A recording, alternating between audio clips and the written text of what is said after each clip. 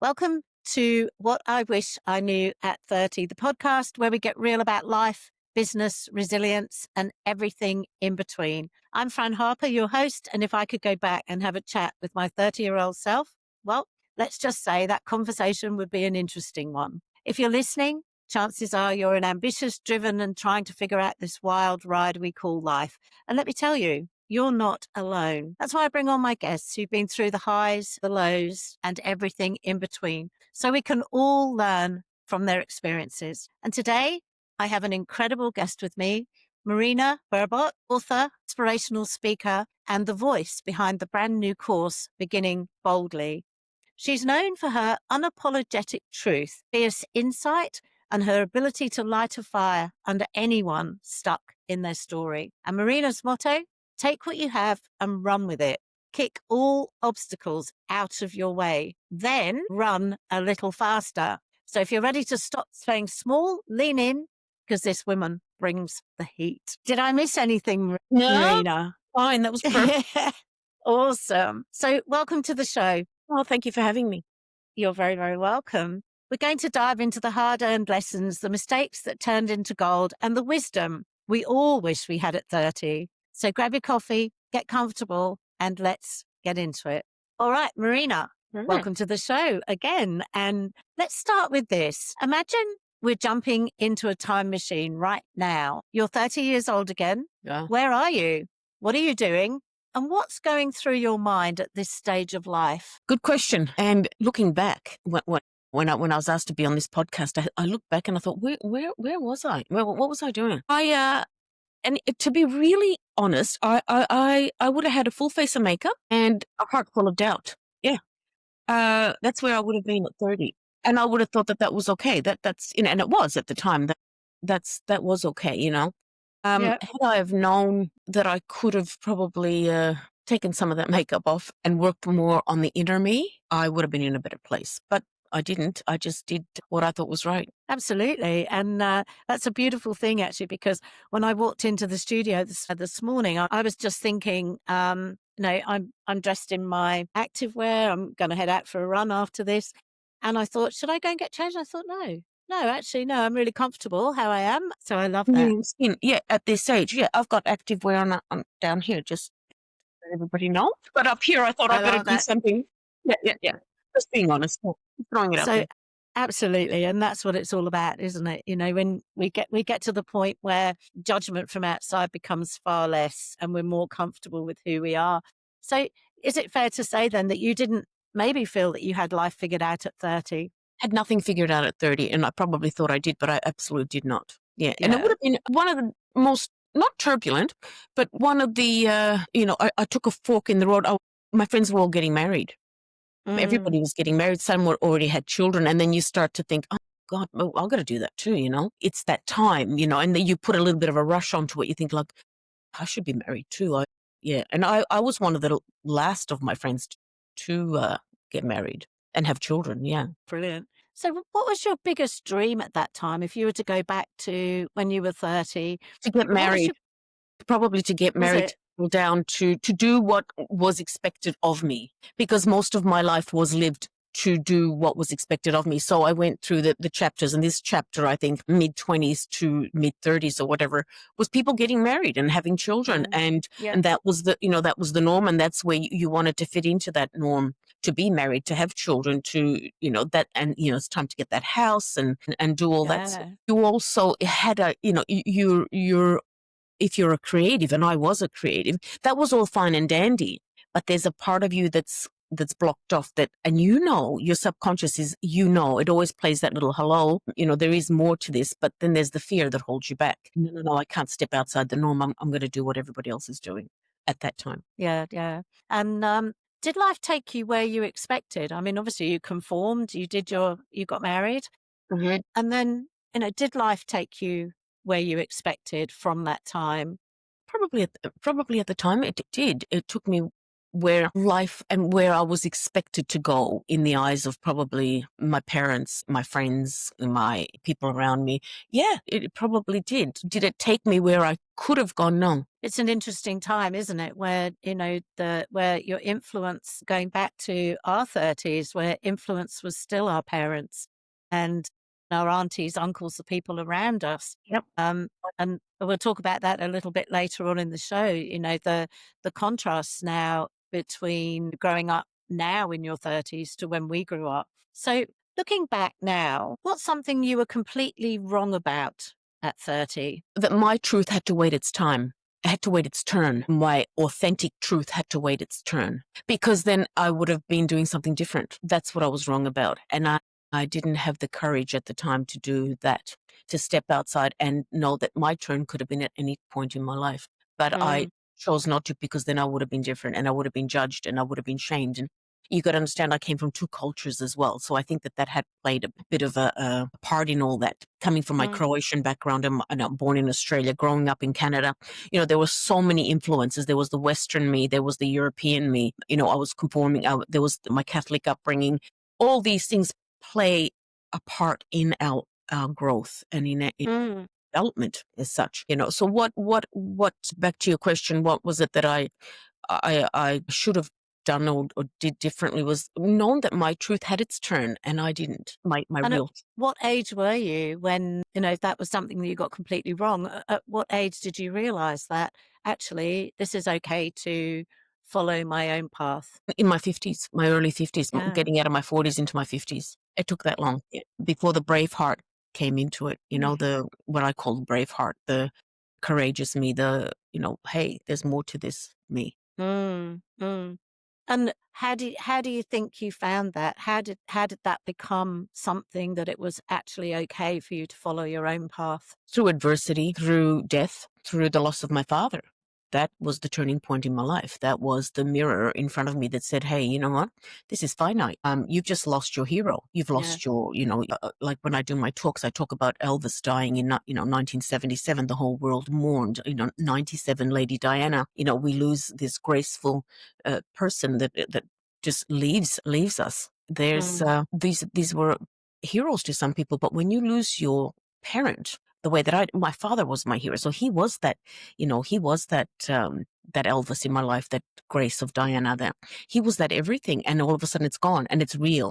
Not that I'm mourning somebody else that I don't really know, like a star or somebody that you've heard about. This hit home and it hit deep. And it was a reflection of, where do I go from here? And what could have he done differently? And what would he really want me to do? And I started to reevaluate everything about my life. Well, they say life is the best teacher, and those lessons often come wrapped in disaster. Unfortunately for you, it was obviously through the death of your father.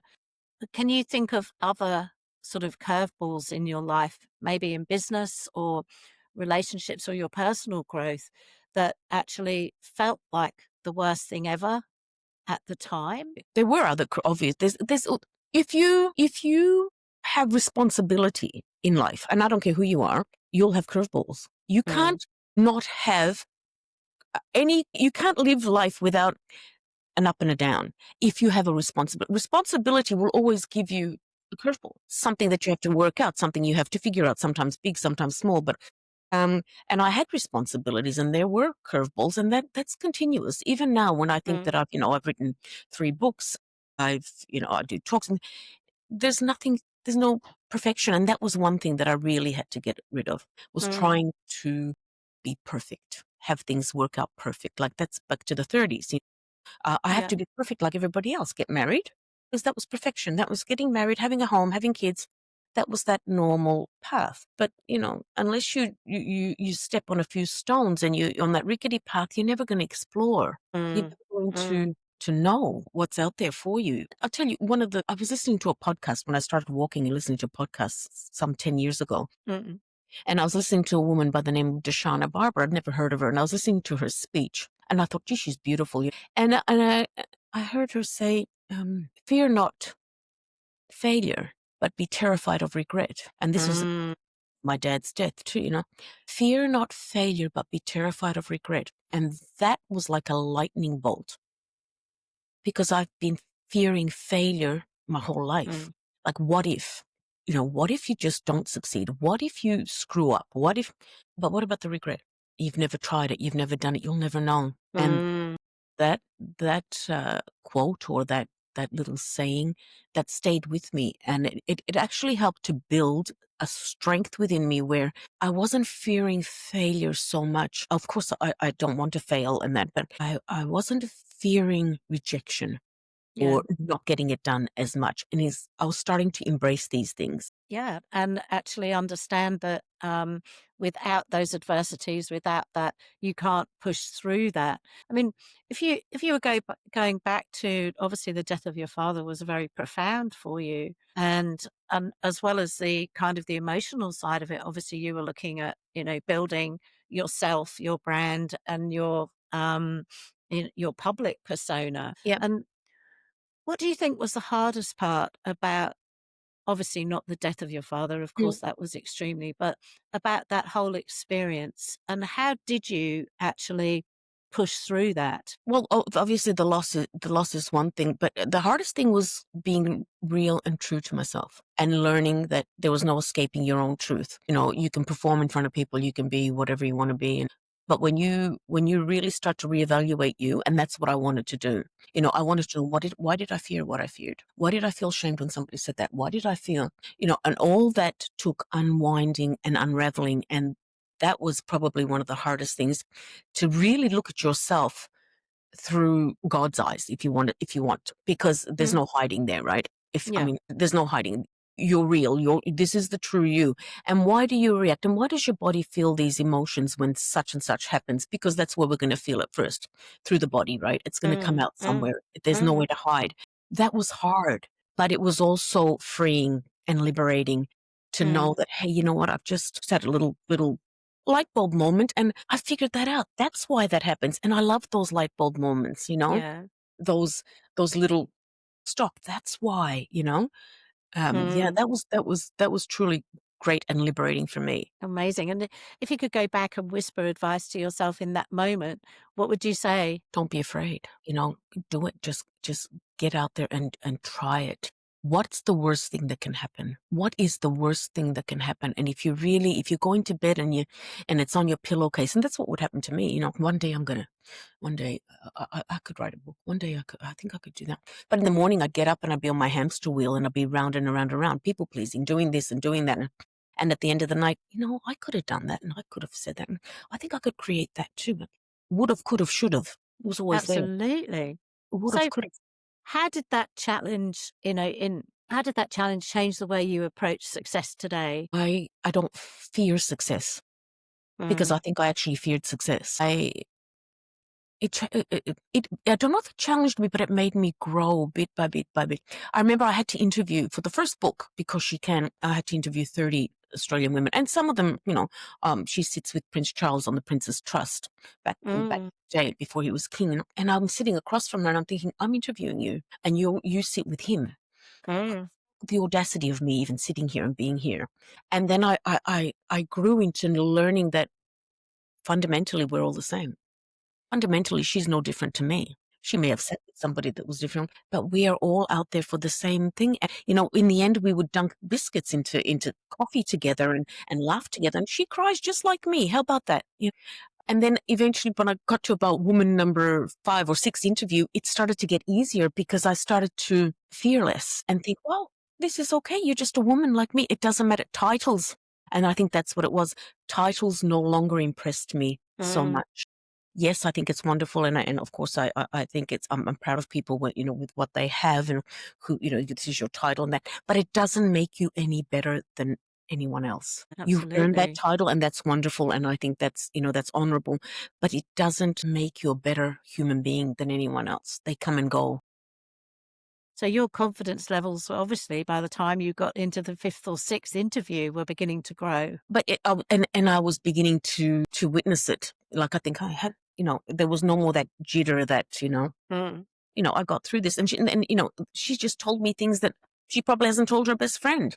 yeah. And then it came to the man's book, and so he did same thing, and that was a completely different kettle of fish. But still, it was walking in there, and you know, knocking on a door of somebody you don't know, and you're going to ask them you don't know how they're going to react. You don't know, No. you know. But it wasn't just people that you didn't know. It was people that were pretty influential in Some of the them very, environment very and, influential. very influential. And I'm working my way through the books now, and they're fabulous. So Thank you. I really really, appreciate really enjoying them. So if you could go back and give your 30-year-old self just 3 pieces of advice, what would they be? Be kind to yourself, number one. If you can put yourself on that chair next to you. After I had a bad car accident, I saw a therapist because I was freaked right out over it was pretty major. Mm, And I remember her saying to me, "You're so hard on yourself. It seems like I used to think that every hiccup in my life was just normal. That's okay. That's fine. But some of them were traumatic, and some of I was never kind to myself the way that I should have been kind to myself. So my number one thing would be start being kind to yourself. Put yourself on a chair next to you. mm, Look at yourself as a 16-year-old, 20-year-old, 30-year-old. It's gone through whatever you've gone through, and how would you speak to that person? Like, we are kinder to our friends than we are to ourselves. If you said to me, "Oh, mm, I just went through this major car accident." Oh my God, friend, that's mm. how did you manage that? How did you manage going through what you've gone through? I had this compassion, but when it came to me, it was like, well, you're gonna have to get up and get back onto Get the on with it. horse and get on with it. Why do we do that? Well, What is that who about us? knows? I think my number one thing would be kind to yourself and don't be scared to explore. Go to the top of that mountain on that horse and think, yeah, okay, there's a big ravine down there and I've got to get down there. But oh, what if I slip off this horse? And what if? We don't know what the future is. We don't, and we can't be obviously, and don't be defined by your past Mm, because it's not who you were or who you are. It may be who you were, and that helped you grow. So I think those three things: your past, leave it there. You know, yeah. you've learned from it. It's not going to go away. It is what it is. Yeah. And that's okay. That's what helped form me. Don't think that you're defined by anything. And try to live in this moment today. You and I are living right now, Mm, right at this minute. yeah. Yesterday was yesterday. Tomorrow we have no idea what's going to happen. But you and I, Fran and Marina, are living our lives to the best of our ability at this very moment, and we need to embrace that. This Yeah. very moment. I love that. And I think, sort of to be able to get to a point where you can give yourself permission to do just that Yeah. without abandoning any of yourself No. and actually be really step into your own truth is such a Yeah. powerful thing. And I love that. Do you think, that younger professionals and entrepreneurs today struggle with the same things that we did? Or do you think they're facing a completely different world? I think I could split that into two. In Mm, one way, yes. And in another way, sometimes I look and listen to my son and, the way they look at the world, and I think, Jesus, where did that come from? Like, how can mm, you think like that? But then I think about how we grew up. We had it, I think, easier to the sense we didn't have political correctness. no. We didn't have that constant weight on our shoulders of, did I say that right? Am I addressing that right? Mm, Am I, speaking to that person in the right way? At work, you've got HR.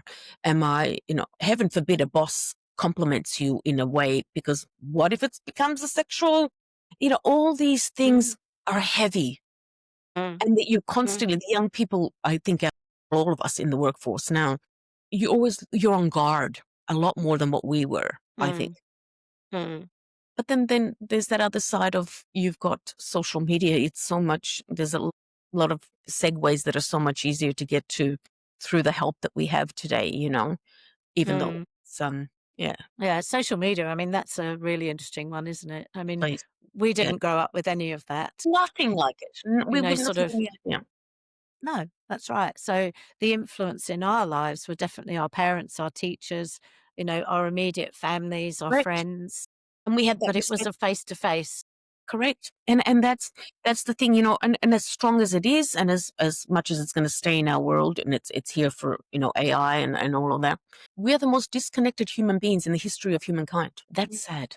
Mm, We are so disconnected as people. I was on a train not long ago. I don't know if I was telling you, and I looked around it, and it was full. I was going into the city, and I thought, if I died right now, just had a massive whatever, would anybody lift their head and have a look and say, hey, you know what? I think she might have just, died.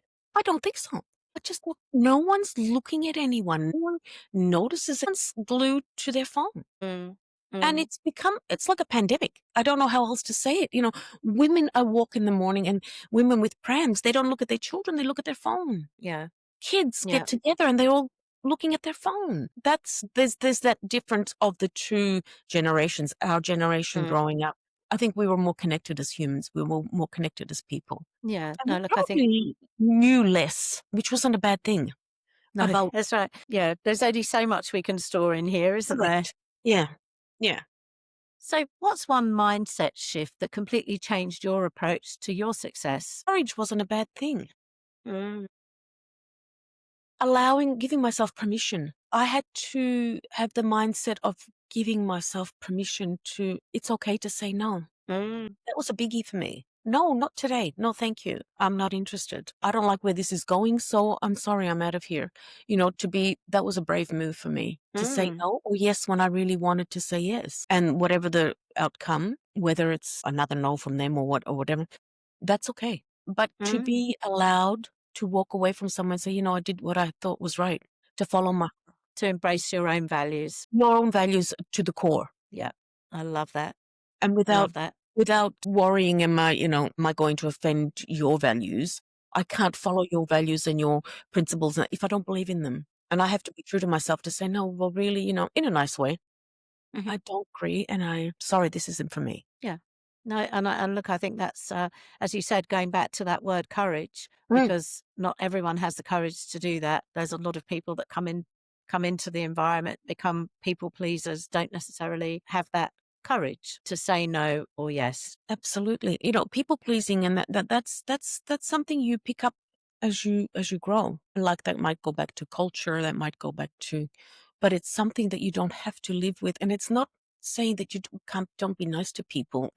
And I think another thing that I learned was, sometimes you just have to be quiet and listen, and you'll learn a lot more. Keep your mouth shut and listen, and sometimes you'll learn a hell of a lot more.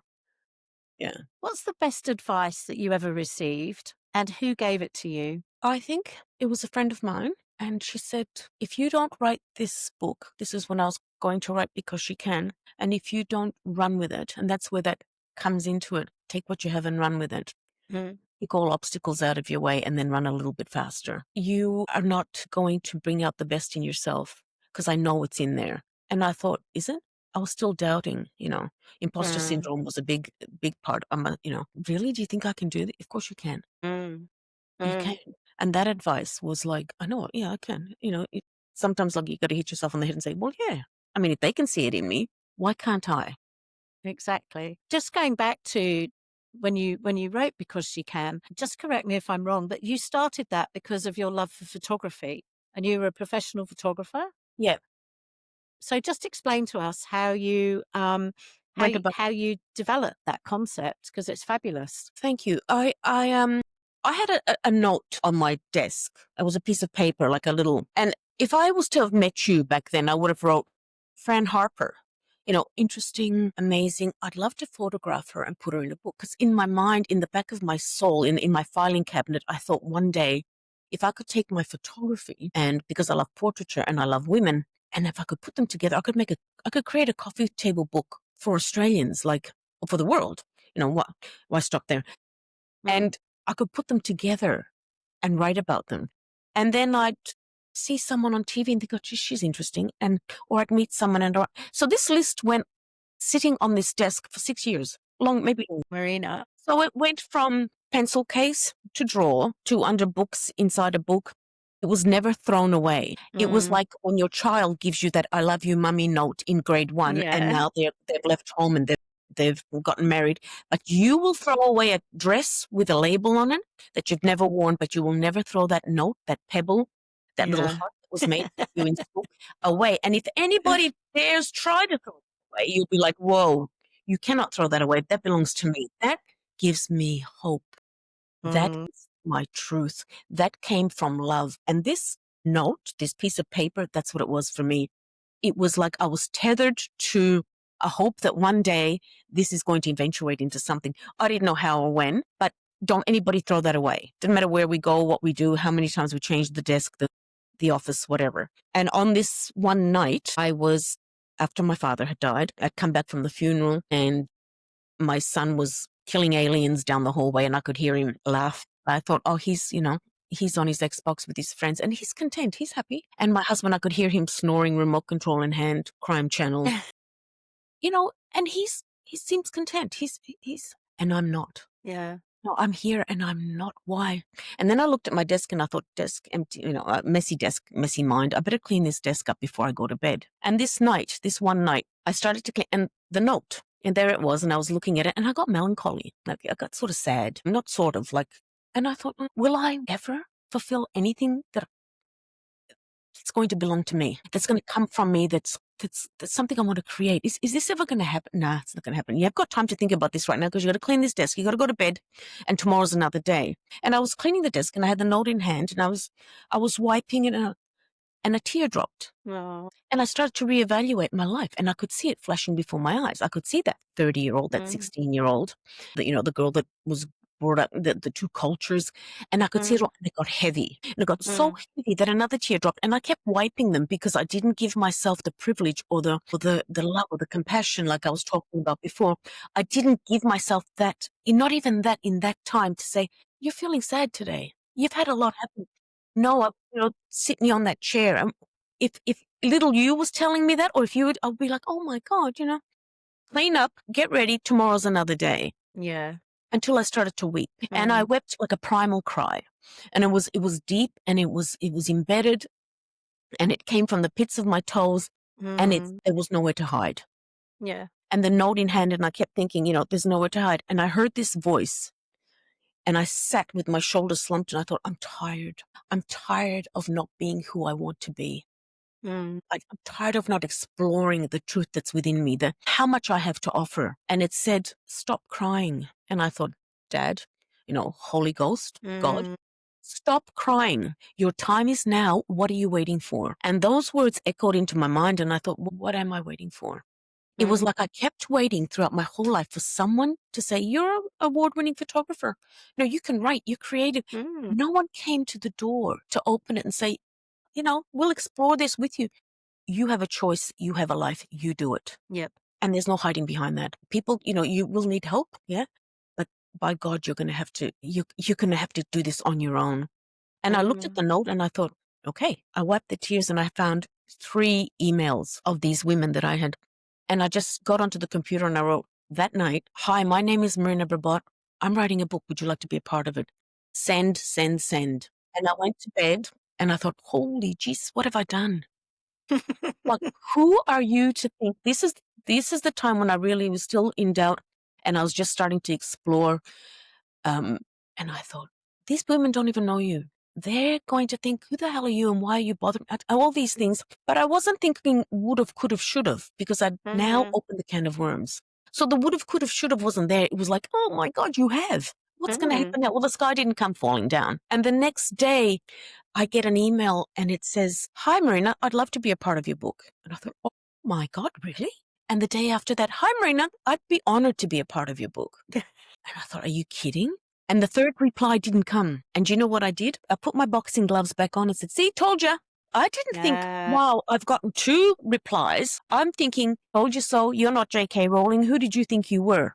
A week later, I get a reply. Hi, Marina. It's Moira Kelly's team. I'm sorry. The computers were down. We didn't have electricity. The house was getting renovated for the children. We'd love to be a part of your book. Wow. And 3 years. all that mind reading. All that years. Imagine. For years we do that. And, when you put a stop to it, you think, why didn't I do that sooner? And the thing was that I ended up exploring 30 women for that book. And I thought somebody's going to say no. Like, not one of them said no. It's interesting, isn't it? Yeah. And who was doubting me? I was doubting myself. There was no one out there that was doubting me at all. It was me the whole time. And this is what I would love. If I could go back to that 30-year-old me, by Lord, I would have things done so much differently. But, Wasn't meant to be That's like it. Regret is a heavy thing, that. but the Correct. lessons Yeah. that we learned from, And the those lessons that we lessons are learned from learned, that. yeah, they're learned through the journey. Mm, Because, mm, everything I learned through 2.5 years of writing Because You Can was the that was that university that I didn't have to pay for. yeah, Self-belief. absolutely. Yep. The Self University of Life. Yes, and then isn't it just the best? Like, there's no Harvard that can overtake it. It No, doesn't matter. It doesn't matter what your degrees, but if you can't get through life, you've got a battle on your hands. that's right. And we do. We get stuck in the what ifs. We get stuck in the, I could have done that, should have done that. Yeah, But but what if I actually, disappoint yeah, yeah. so and Oh so? my What goodness. while they Disappoint. can That's Yeah, yeah. exactly. That's amazing. And just explain to us now and to anyone listening, what are you working on now, Marina? I am working on my 4th book, and I'm just so excited about it. I can't tell you. I've never been more excited about writing anything like I am about writing this book. Fantastic. I'm not going to push you any more on this because Yeah, I know that it's a work in progress and you're yeah. working on it and I know every time I talk to you, you're so excited about what you're doing and the journey, and that's absolutely yours to come out and when you're ready to do that. Yeah. We've covered the deep stuff. Now let's have a little bit of fun. I'm going to hit you with some quick fire questions. Okay. Now, let's not overthink these. Just say the first thing that comes to You sure mind. you want to hear the first thing? Yeah, I 100% I do, because I think that's the funniest. Okay. Okay, so here we go. We ready? Yeah. Okay, question number 1. What's the worst business or life advice that you ever got? There's no money in books. Oh, good one. Mm. If you could have lunch with any historical figure, who would it be? Eleanor Roosevelt. Oh, wow. You're going to have to tell me why. Okay. Yeah. Yeah. Yeah. Oh, you Do want you me to know? tell you why? Did you say Yeah, okay? absolutely. Yeah, yeah. Because imagine what she did, how she looked at life, and how much of a what can I say? Wife she was for this man. Like, she was the backbone, I think, behind Theodore Roosevelt. She was, and she just looked at life in such a way for the times. Mm, She was open to so much, and her knowledge and her wisdom. I just would love to sit with her and hear her insights. And, you know, I just think she historically is one of the most graceful, grandest, down to earth, real women of our time. amazing, amazing. Question number 3. What's a guilty pleasure that you refuse to apologize for? Watching soap operas or watching a good series. Yeah. Brilliant. I love it. And neither should you apologize for that. Question number 4. If your 30-year-old self had a theme song, what would it be? Ooh. Master's Apprentices. Do what you want to do, be what you want to be. Yeah. That song. Yeah. I just love that song. It just, yeah, definitely. Brilliant. Brilliant. And the last question. What's one thing you absolutely sucked at in your 30s, but you have now mastered? Saying no. Saying no. Yeah. I love that. I love that. And I think that's the same for so many people, isn't it? Yeah. Yeah. And I don't know if that comes with, people will say often that comes with age and that, but I know people that are in their 60s and 70s that still can't say yes when they want to say no. So No. it's something your question was, what have I mastered? It took Mm, me time to master that. That doesn't come easy. It's not a matter of going out there and saying no to the first person that, says something to you. It doesn't work like that. You have to learn that there's words are your truth, and you have to say them mm, with grace, and you have to mm, be kind, and you have to understand and when you do say no, you say it with integrity, mm, your integrity, and your values are following behind them, and you're not just saying it because I want to be controversial. That's got nothing to mm, do with it. mm. There's got to be a freedom. There's a whole sentence in no. Absolutely, there is. Mm. Marina, that's fantastic. Thank you so much. It was absolutely incredible. And I know so many listeners are going to resonate with your story. But before we wrap up, let's just do a quick recap. Of course, there's your wonderful books, Because She Can and So He Did. So for our listeners out there, where are those available if somebody wanted to? On my website, on marinabrbotbook.com, or they can contact me directly through, Beautiful. Instagram or Facebook or whatever. Definitely. And I definitely think such a wonderful recommendation as a coffee table book. I love mine. I love Thank you. both of mine. And I sit quite often, pick them up and read and then read again and look at those wonderful portraits that you've done. They're absolutely beautiful. Thank you, Paul. Before we do go, I would love you to just give our listeners what's the biggest single takeaway that you would like people to remember from this conversation? It's okay to be you. You're worthy of everything you want to do. Take your dreams, take them off the pillowcase, and live your life. Just live your life. Beautiful. I love that. And for everyone listening, here's my challenge to you. Take one thing from today's episode and apply it to your life this week. Maybe it's reaching out to someone who can mentor you. Maybe it's finally taking the leap that you've been scared of. But whatever it is, take action. Mm. If this episode inspired you, make sure to subscribe, leave a review, and share this with someone who needs to hear it. And if you have a question or a topic you'd like me to cover in the future, send me a message. I'd love to hear from you. Thank you all for tuning in to What I Wish I Knew at 30. And remember, your best chapters are still ahead. So from myself and Marina Brbot, I would just like to say, Marina, thank you so much for joining me today. It's been an absolute Thank you for pleasure. having me. Thank You're you. very, very welcome. And to everybody else, we'll see you next time on What I Wish I Knew at 30.